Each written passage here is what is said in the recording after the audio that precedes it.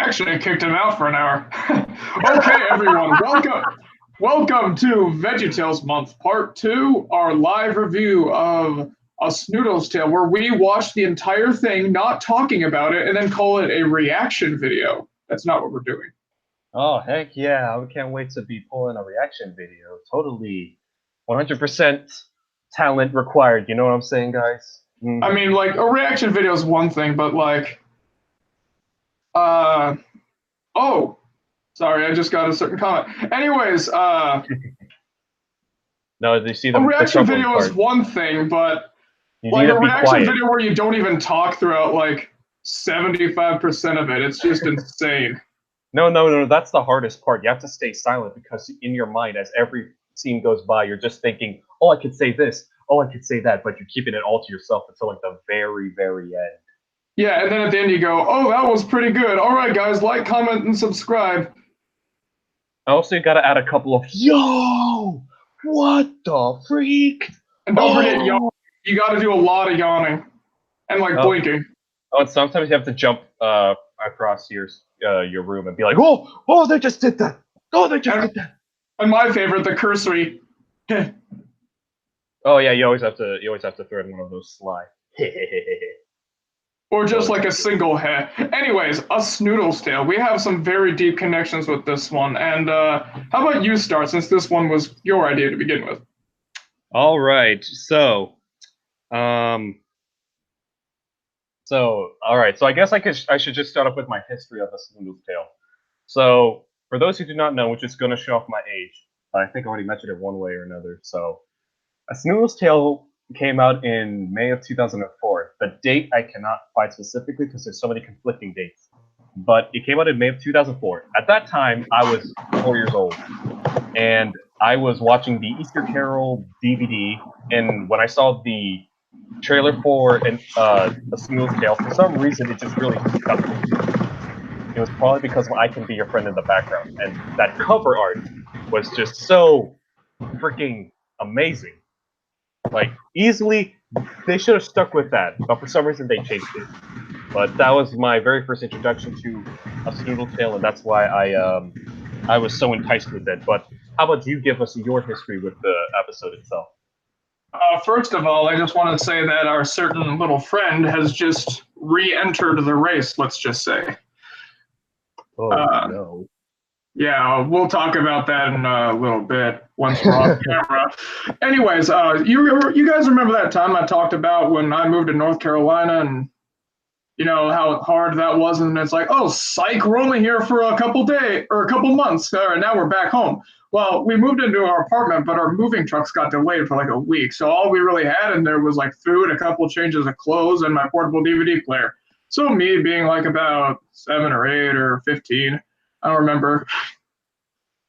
All I really had was just my portable DVD player and some stuff. So Kyle's family, being the saints they are, they decided to lend me a couple copies of some VeggieTales episodes to watch, and the only one of those I hadn't seen was a Snoodle's Tale. So I was like, "Whoa, cool! I've never seen this one." And then I watched it and I loved it ever since. And then when I got back into the show later, this was the first one I ended up watching, and it kind of, I don't know, just kind of really touched me, I guess, because I've spoken about this in my favorites list, but the lesson is, I think, one of the best parts about that. But I'm getting ahead of myself here. Yeah. So, kind of quickly going back to me, after seeing the trailer, it was also in May of that same month that I saw the episode on VHS in a store, and I asked my parents to get it for me. They got it for me. As soon as we went home, put that sucker into my VCR, watched the entirety of that tape, and I really, really liked it. Like, it was one of my favorites as a young kid. And even though I kind of grew out of VeggieTales back when I was like around 10 years old because my friends were like, oh, that's just for babies. That's not cool. And, I wanted to be the cool kid, so obviously I had to stop watching VeggieTales. For the years that I stopped, it was always, whenever I would think about VeggieTales, it was one of those few episodes that would always stick in my head for whatever reason. And then back in 2015, when I thought of trying to recollect VeggieTales stuff and trying to regain my love for it, that was when the love that I have for Snoodle's Tale just kind of came back, and I just remembered how great of an episode it was. And then just that's how I ended up loving it all over again. Yeah, that seems like we both kind of have a really similar thing there. And whether it just be really entertaining overall or having some kind of deeper meaning, again, we'll discuss. We got a real big connection with it. So, what would you say are some of the best positives for Snoodle's Tale? Obviously, I love the lesson about how we need to hate every single person that wears blue on their shirt. Oh man, I was so touched by that. I was so touched by the fact that there are absolutely no black Snoodles. Like that was the best part of the entire episode for me. Keep it Aryan. Okay, in all seriousness, what are some of the good parts? I think we have a bigger problem. What isn't a good part for the Snoodle's Tale is a bigger question in my opinion. Attaching Flivro at the end of it means it's a ripoff, like totally. Okay, guys. So are you my neighbor? But then the Flivro like they did the rhyming thing, and they did Dark 66, and it was like okay, but then a Snoodle's Tale tries to do the same thing, and it just sucks because it's trying to rhyme. So because of that, it's trash. 0 out of 10. Don't watch a Snoodle's Tale. No. That's disgusting. And then they added Flibberaloo at the end of it, and that's ripping you off because they're giving you something for free. Except they didn't advertise it in the back. Except they did, but it's still bad. They're cheating you of money. Gross. Yeah, one of Christian Nutrition's most infamous things. I am happy to say that I was the one who started that train, and I'm still riding it to this day. Like, I take no shame in being the first one to call him out. No shame. Yeah. So, first of all, let's start with some of like the more framing device things for Snoodle's Tale and Dr. Jiggle, which I gotta say, Dr. Jiggle's still good, but just not quite as good. I think you agree with me on that one, right? Yeah, definitely Dr. Jiggle. Like it's a good segment on its own, but when you compare it to the Snoodle's Tale segment, like it is just day and night. Like there is no comparison. A Snoodle's Tale just had more heart to it. It just had everything Dr. Jiggle had, except multiplied it by 100 times. Mm-hmm. And obviously that's not calling out Dr. Jiggle saying it's terrible, because it's not. I would have to say it's one of the better first segments in that era of VeggieTales. Mm-hmm. And there's a ton of memorable moments and a ton of memorable gags in there. Like who can forget the hands and feet joke? Like that is feet. The one thing that I really loved as a kid though was in the second night when Larry was supposed to give Mr. Sly the letter and they start spinning around. And I just remember me being a 4-year-old just doing the exact same thing, trying to spin around as fast as Larry and eventually Scooter. It was hilarious. Love that moment. Yeah. And that was just, and like, even though the animation can get a little wonky because this was made overseas, it still looks really nice, especially as some of the settings and framework, which both of them kind of juxtapose each other quite well, with Dr. Jiggle being kind of angular and dark, and still like pretty appealing though, and Snoodle's Tale being light and colorful, but not patronizing. So you know what I mean? Yeah, but technically speaking, it was not anime overseas. It was animated in Canada, so it was technically up north. Well, they're still devious foreigners. Oh well, yeah, that's true. We everyone knows we need to kick them all out of our country. So please don't hate us. It was a joke. It was a joke. It was a joke. I still don't like Justin Trudeau. There, I said it. So yeah, but see, I guess before we can talk about Snoodle's Tale, we should at least talk about what makes Dr. Jiggle so good at first. Sorry, what was that? I said we should at least talk about why Dr. Jiggle is so good first before we move on to Snoodle's Tale. Aside from the humor, like the next night or the hand, there's even like a couple little decent lines in there, like there's trouble brewing. There's no water out, or there's no trouble. I was just boiling up some water and up the tea, pull up the tea. Oh yeah, I have to say that that segment is one of Scooter's like best performances. Like, he is hilarious. Like one of the best in general. Just how nuts he is. His paranoia is what easily makes him the funniest character in that entire segment. So that's Totally. given props to Scooter, who does not get enough representation as VeggieTales later would go on to do. Another thing is the songs. Both versions of "I Want to Dance" are fantastic. The Totally. operatic version is great, but the disco version is so funky and groovy, and I love it. So that was also great. I also really like the design of Mr. Sly, how it's like it is obvious it's Jimmy, but it's also kind of not. Like he looks just different enough so where a little kid wouldn't quite know, but you know, I it's not like, definitely did not know when I was watching it back when I was 4. oh, neither did I. But like, I like how they don't tip the hat all the way, but they also don't make it super obscure. It's just right. Yeah, definitely. I think they found a right balance to make it mysterious, but also familiar too. And so let me see. We have good songs. The comedy is good. I also like some of the nods that they have to the original source material, which VeggieTales always sneaks in when they're doing a parody of something. The one thing I remember from the audio commentary is the line where Scooter says, if he's gonna be Mr. Sly, I'll be Mr. Sneak. Or Seek, my bad. I'll be Mr. Seek, which is a line stripped straight from the book. I have not read the book, Dr. Jekyll or Mr. Hyde. So I'm pretty sure there's even more references in there that I have no idea about. But I still like the little callbacks. There is a ton.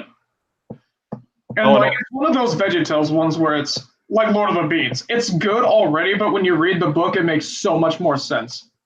Yeah, and speaking of Lord of the Beans, I have not watched any of the Lord of the Rings movies or any of the Hobbit movies, so... You know what? I didn't watch Lord of the Rings until last December, but so it's okay. Yeah, but speaking of callbacks to the original, also the door when we enter the segment is also a reference to Dr. Jekyll, because there's a part in the book where he talks about, one of the characters talk about this door. Again, my obvious lack of knowledge for pop culture and references is showing, but the door is a central theme. Just watch the behind the scenes video in order to get more like clarity and more context about the door. But it definitely is a reference still to Dr. Jekyll.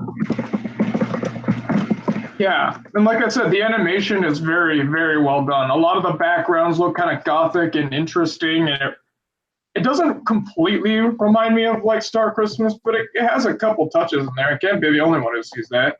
I mean, all of the background houses were used in Easter egg, were reused from Easter and Star of Christmas. So yeah. Hey, so there we go then.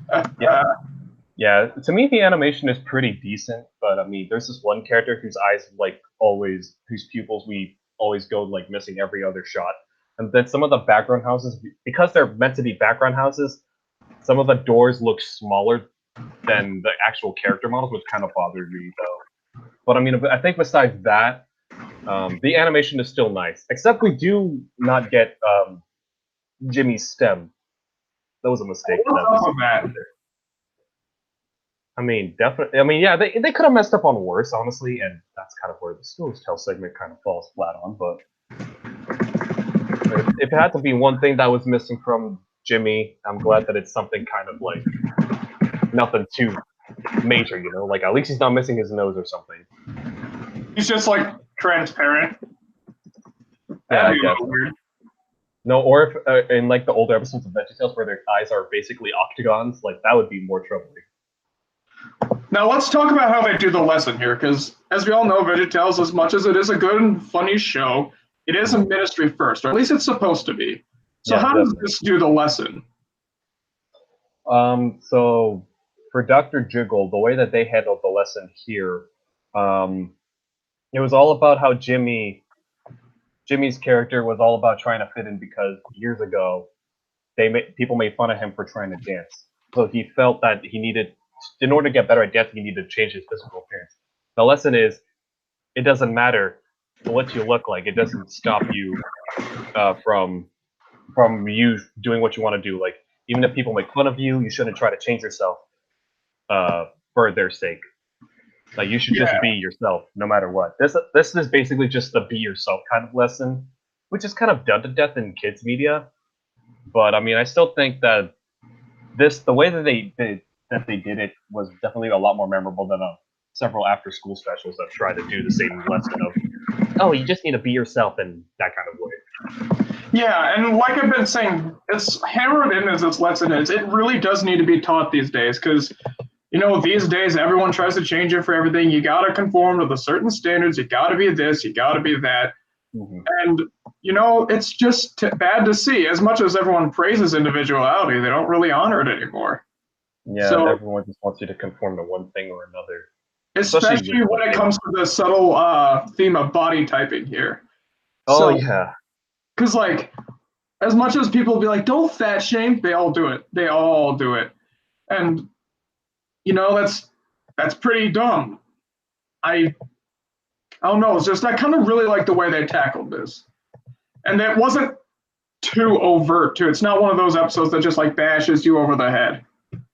Yeah, I think the episode is, when it comes to conveying the moral, it's strong, but it's not, so beating you over the head with the moral, too. There's some parts that are a little bit more subtle. Like what you said about the body shaming and how Jimmy's character, he kind of, he's more round than most other characters on the show. How the subtle line that Scooter says, how he says, I think it's great that you're taking dance lessons. I just realized that that's a really, subtle way of also Jimmy's character trying to improve himself as well. And they even acknowledge, if you try to improve yourself by doing something that will help you get better at something, that's not bad too. But at the end of the day, what others say about you shouldn't matter. You should be what you want to be and do what you want to do at the end of the day. So I really like that part of the lesson as well. So I think I'm good about Dr. Chickle. All right, now let's move on to a sports utility vehicle, just for a little bit of a brief interlude. I didn't like this one as a kid because I didn't get it, but it's one of those where now that I'm actually, an adult and I have a brain, I actually understand it. And it's not my favorite, but I do thoroughly enjoy it. Yeah, for me, it wasn't one of those silly songs where I was laughing. It was one of those silly songs that I just kind of liked it, and the big orchestra that was all throughout the song was kind of the thing that kind of made me go whoa. This is a larger than life silly song than any other silly song before it, And so I like it. I like the narrative. Some people are bothered by the advertisements that they had in, I know they mentioned Dunkin' Donuts, 7-Eleven, and potato chips and all that stuff, but I mean, it doesn't bother me. Honestly, I think it gives it personality because it's one of the few silly songs to do specific advertising. So yeah, that's in my opinion. But I know that some people rather have their silly songs kind of timeless. I agree with that too. So. Yeah. Also, Subaru is mentioned, and so is Jeep. Yeah, I knew I was forgetting some, but I mean, I still like the silly song. I have to say it's probably one of my favorites. Not my all-time favorite though. Gotta say, Jeeps are really popular where I live in Texas. I think I've seen maybe one Subaru. But up in Washington, it's the other way around. No one drives a Jeep, and everyone has a Subaru. I mean, I think I see a decent mix of Jeeps and Subarus where I live. I live in a city, so there's a decent mix of everything in there. Also, Miss Agnetha definitely made this silly song worth remembering too as well. Yeah. Sorry, I'm just finishing writing out a message, but totally. So while I finish writing this thing out, why don't you lead us into the moment we've all been waiting for? The Snoodle's Tales segment. Which I will be the first to say it. I absolutely love the concept art on the show, especially for the Snoodle's Tales segment, because of the fact that, for one, it's a completely different world that we're taken into, which means even more ideas than just Bob and Larry trying to recreate a story themselves. The Snoodle world that they create is absolutely fantastic as well. It's booming with its own originality and its own identity. So that's another plus. But I mean, just you guys need to check out the concept art for this episode. Most of it was done by Joseph Pulich, and this episode is what cemented him as my favorite VeggieTales artist, because the colors and the designs that he came up with for this episode are simply amazing and breathtaking. So wherever you guys can find the concept art for Snoodle's Tale, go and check it out. it is a must. It is an absolute must. This episode is definitely one of the more artistically pleasing in terms of its looks. Oh, I totally agree. But also the stuff that even made it in, I think, looks really nice. Yeah, it's kind of aping Dr. Seuss, but it still has its own style and it's aping, if that makes sense. Yeah. It just kind of looks appealing, you know, all the backgrounds, all the character designs. It looks nice. But yeah, that concept art, like who out there would want like a coffee table book like full of all that stuff? I would be the first in line to buy it. I would be the first in line to buy that. Some of it is free off of Joseph Ulich's website, but that's not all of the concept art. I need to see every single sketch, design, detail about this world, because it's so amazing. I know, it's just the splash of colors and the designs. Oh, but there's more than just the art, too. Oh, yeah. The writing is not forced. And a lot of things will try to do rhyming schemes, and it always ends up forced and irritating, but this is not that at all. It actually comes across as natural. Yeah, like the thing about the Snoodle poem, because essentially this is a giant told out poem, is that every detail that we get about this world, everything just fits in to this kind of identity of Snoodleburg and the town and everything. And I also like that on the buildings that a lot of them have this kind of circular, bouncy kind of shape. Like definitely not as structured as say the VeggieTales world, where things are a little bit more straight and linear. This one is kind of more round and more colorful than VeggieTales is. So I give praise to that as well.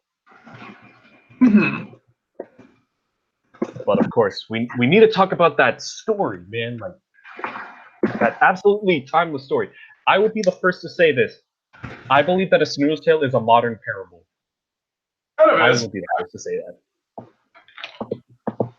And Phil Vischer completely accomplished with what he was trying to do. But why don't you guys give these people the summary of the story, though? So there's this little Snoodle named Snoodle Doo, as I think it's said in the actual thing. Maybe it's just the credits.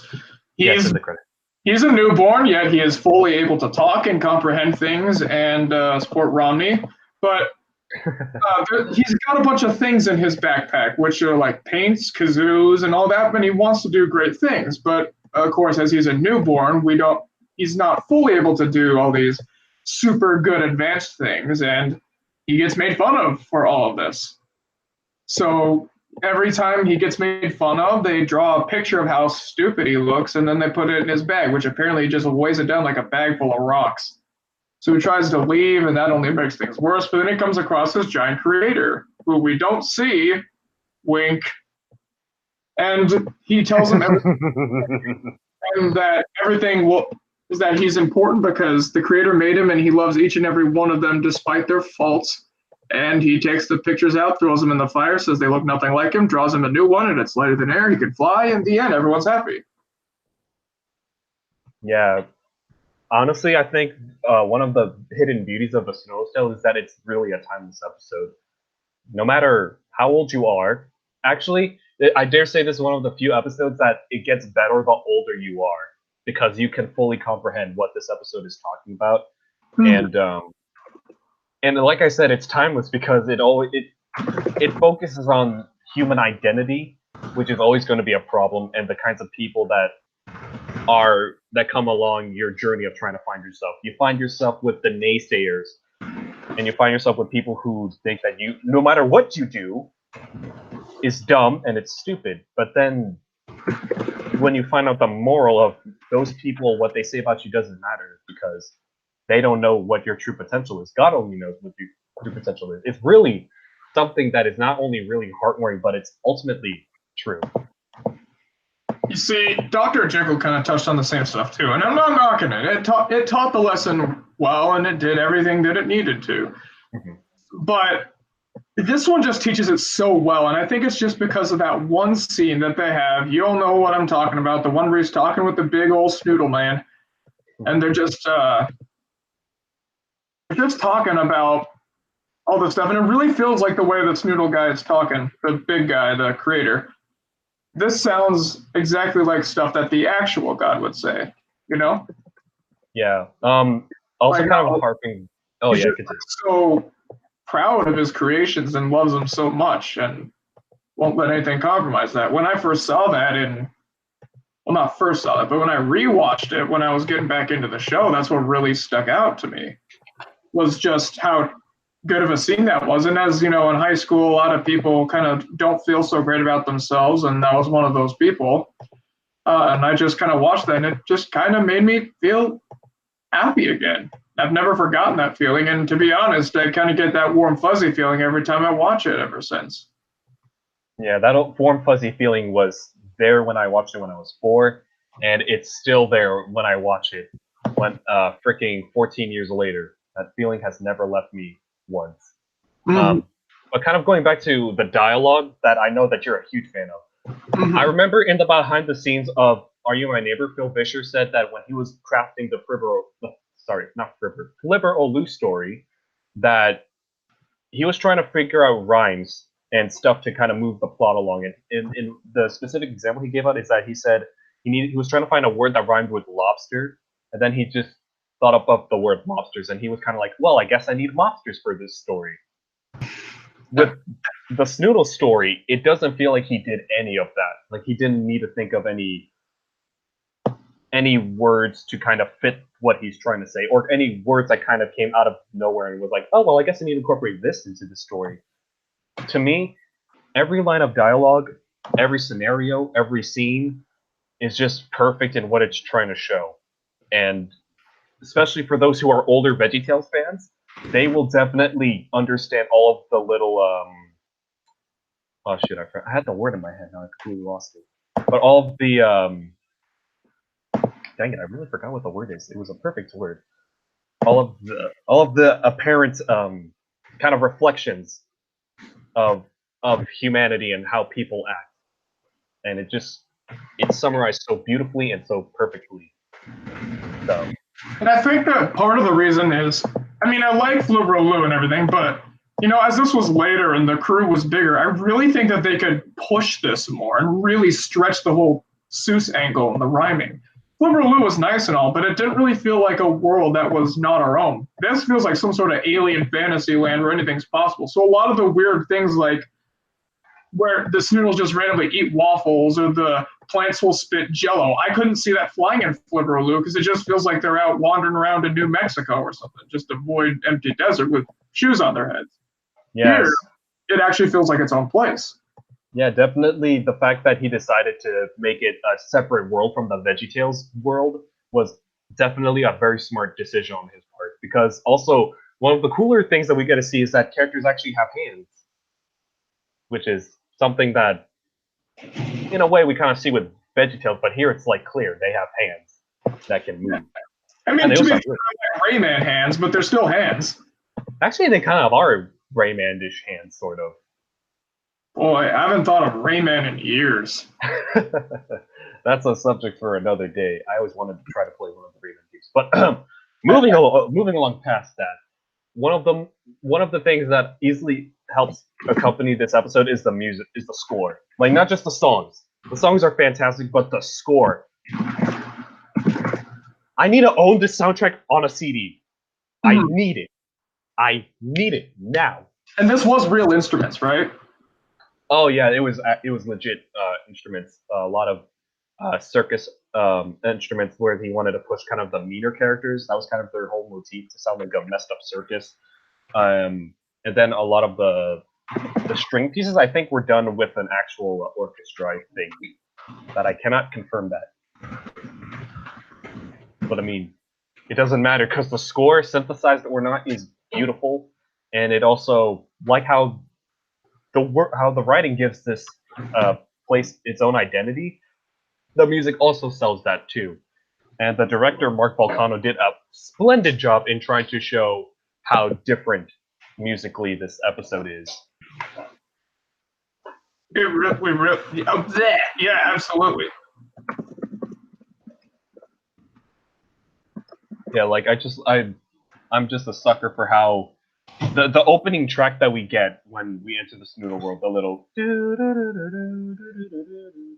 like I love it. Absolutely love it. Another part of the score I really like is again that one scene where he's talking to the creator. That whole thing, like all audio, visual, just everything about it just fits so well. Yeah, the music played during the flashback is like easily one of Kurt Heineke's greatest highlights of any project he's ever done. Easily one of his best. And same with the ending score to the episode as well. Just one of his greatest accomplishments, if not his greatest accomplishment. I think Snoodle's Tale might have my favorite VeggieTales OST of all time. Absolutely. And I totally agree with that. Yeah, and just the character of Snoodle Dude, the fact that surprised me was that he was voiced by a child, and his voice did not make me want to rip my hair off. I mean, he doesn't talk a ton, to be fair, but he does do a very good job. I mean, good child actors are very few and far between. But we've seen some bad ones, like, I'll admit, the ones in Lyle were not the best. No. This kid, definitely good. Yeah, like he's when he emotes, it feels authentic. Like he's actually feeling what the script is telling him Snoodle do to feel. Mm-hmm. And again, his voice. Move on and like go into maybe a Peanuts cartoon had he still be that age. Yeah. Just no stilted lines, no awkward deliveries. All of his lines were stated perfectly. So I give huge props because Snoodle Dude was an easy character to screw up on in terms of voices, but they did it well. So I give Big Eddie applause to that too. Mm-hmm. And speaking of voices, Tim Hodge as the God Snoodle character, 10 out of 10. 10 out of 10 would not change a thing. Inflections, lines, delivery, everything perfect. Easily my favorite role that he's ever played, more so than Khalil. That might be blasphemy there, but definitely in the tops. Definitely in the tops. I didn't actually know that was him. Wow. Yeah, I didn't know he was Tim either. Well, I thought it was a separate voice actor that they brought in to do his lines. You know what else I kind of like about it? It's this little. They don't really run with this very much, but how they say like they don't know who built the tower and they don't really care. That's kind of a really good reflection of society. A lot of people don't know how they got here, and if there's a God, they don't care. I don't know. I think that's a nice little touch. Yeah, it just makes the story a lot more relatable and a lot more realistic too. Which kind of shows like the Snoodles' terrible behavior is like they don't have to impress some kind of big creator. They don't have to follow any rules. They're just being them, and they'll make fun of little Snoodle do as much as they want. They don't make him feel big and strong. Yeah. Speaking of voice acting, I need to give credit to those guys who voiced the Snoodle characters. They brought in a lot of more lesser known people to do them, and they did a great job. Mm-hmm. They did an absolute great job in selling these characters as like big bullies. Totally. But I mean, all of it was just to push the plot along further and just to really show a reflection of how society really is. Because those guys in society are way more screwed up than they are. Bob was probably a better narrator here than he was in Flipper Lou too. I could kind of feel a little more emotion and like tenderness because in Flipper Lou it was even in like the bad parts, it was all kind of one note and kind of excited. And in fact, when bad things happened, he seemed quite delighted. But here, that's actually kind of true. But here he's actually like got range, and you can kind of see that when he's like, well, once in a while eating a waffle, drew him a picture that made him feel awful. That is a clever rhyme. I will give that that's a great rhyme. I cannot believe you can't use your wings, and you're no good at art. Man, this is like a representation of like the internet too. Oh yeah, man. Except the internet's like freaking worse. Well, but this is the SpongeBob bulletin board version of like the internet, where it has to be cleaned up a little. Yeah. Speaking of Bob, to kind of give Flipper Lou some credit, in the early episodes, with every one of those episodes, they kind of changed the characters' voices a little bit because they didn't exactly have like the specific sound they wanted. So Bob, I think in Flipper Lou, no, in the entirety of Are You My Neighbor, Bob just sounded really nasally, which was really off-putting. But as later episodes would go on, we get Bob's more regular voice. So I mean, it's kind of because this was made around the time where Phil Vischer knew how to play Bob, instead of them kind of pitch shift him high, pitch shift him low, pitch shift him in the middle, that kind of thing. Just giving Flibberloo some credit, but yeah, definitely in some of the more like villainous parts of Flibberloo, Bob did kind of sound like he was enjoying what was happening to Larry.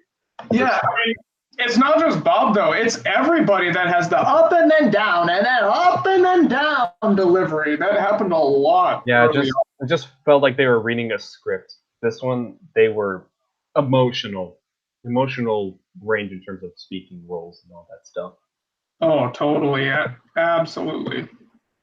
And man, that creator scene is just the apex of the entire identity of a Snoodle's Tale.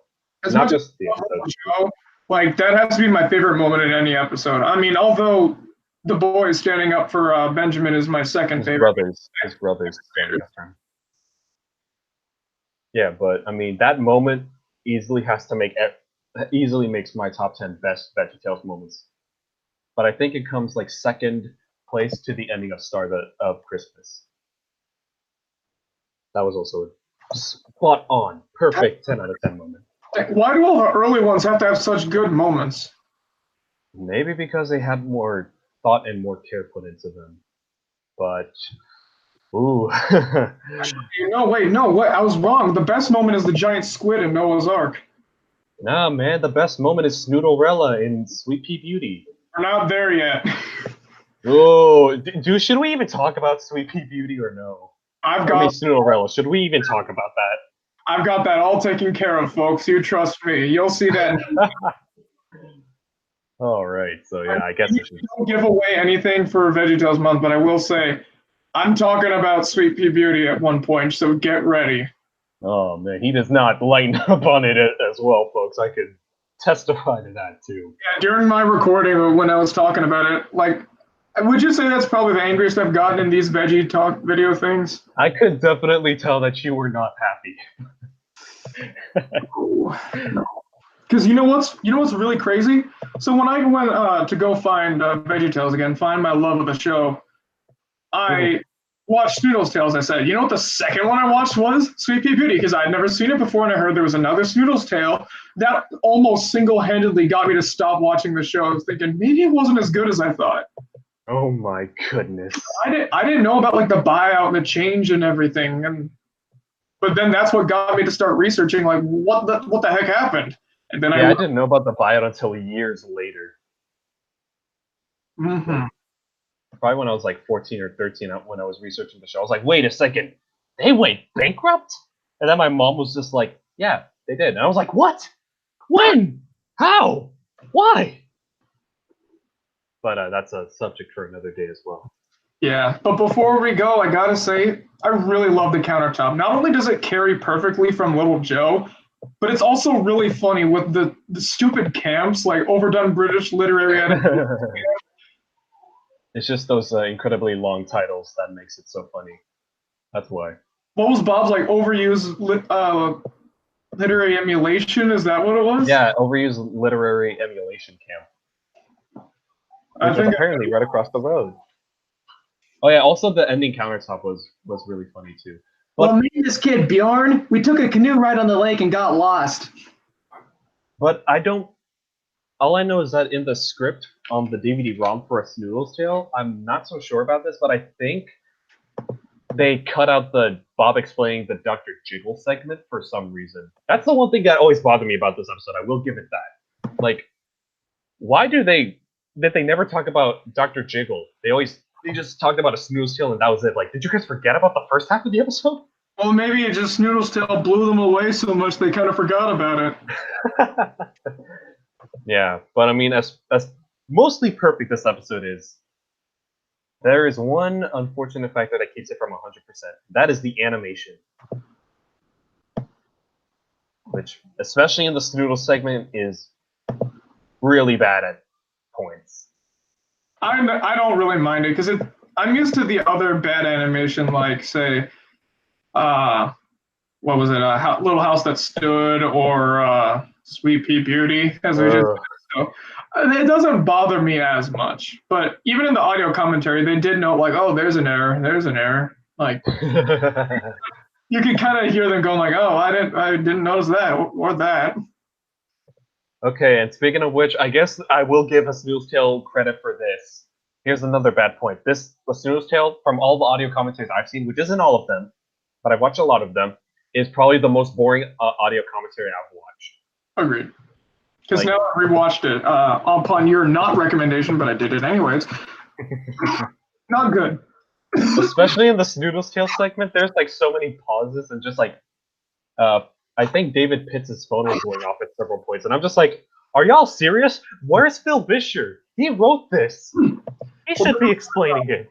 This is during the Phil's the Boogeyman era, and they didn't.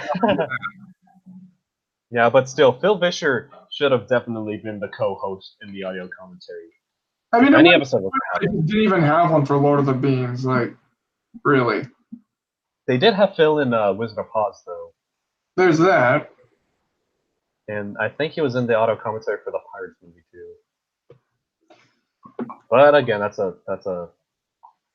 for another time. So overall, in summary, what would you rate a Snoodle's Tale? Like from 1 to 10 or 1 through 5? I'd say like I'd give it about a 9.4 out of 10. I'd say. 0.4. Wow, so specific.